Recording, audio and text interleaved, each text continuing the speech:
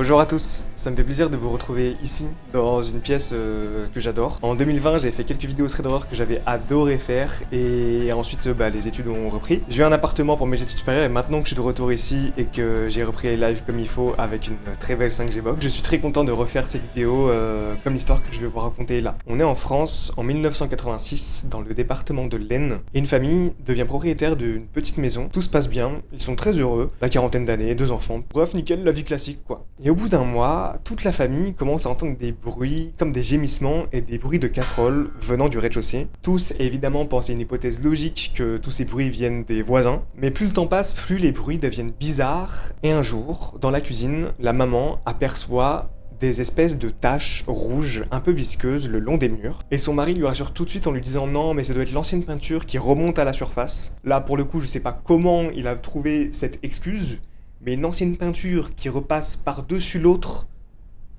doit être très mauvais en peinture. Et pourtant ça suffit pas à apaiser les tensions qui commencent à monter dans cette maison, et cette même substance commence à apparaître dans d'autres endroits de la maison. Alors là la tension commence à devenir de plus en plus intense, les voisins ne disent que c'est pas eux qui font autant de bruit et de tel bruit. Alors cette famille décide d'appeler la police et ils viennent faire une enquête. Très rapidement, la police découvre qu'en fait ce n'est pas de la peinture, mais c'est bel et bien du sang humain. Le temps passe et la police n'a aucune preuve, ne peut rien faire, donc l'enquête est mise en pause et la famille a une idée. Cette idée est de mettre de la farine sur le sol de la maison, en tout cas sur le rez-de-chaussée, et de partir pendant une semaine et de voir ce qui se passe.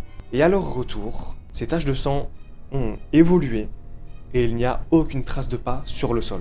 L'enquête de police est toujours mise en pause, alors cette même famille décide de rendre les clés de cette maison et de déménager à Mulhouse, histoire de vivre leur vie tranquille. Et là, quasiment 20 ans plus tard, en 2001, cette maison est à nouveau rachetée par un propriétaire qui décide de faire louer cette maison à un couple de personnes âgées. Ce nouveau propriétaire, lui, rigole en disant « Mais non, vous inquiétez pas, c'est que des vieilles histoires », pendant que ce couple de personnes âgées, nouveaux locataires, n'ont pas du tout le même sourire au visage.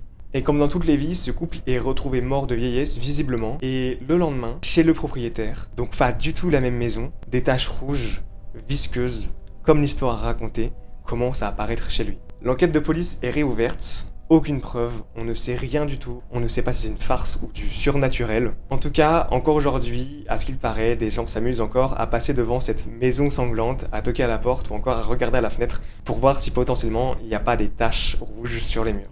Merci d'avoir regardé et écouté cette vidéo. C'était très rapide, je sais, c'est encore un petit peu en test. Mais vous inquiétez pas, je vais revenir un peu plus souvent avec des vidéos comme celle-ci. Pas forcément d'horreur en tout cas. Pareil, je vais essayer de continuer à publier des shorts et des toutes petites vidéos un peu best-of de quelques lives. En tout cas, passez une bonne journée, une bonne soirée. Ciao tout le monde.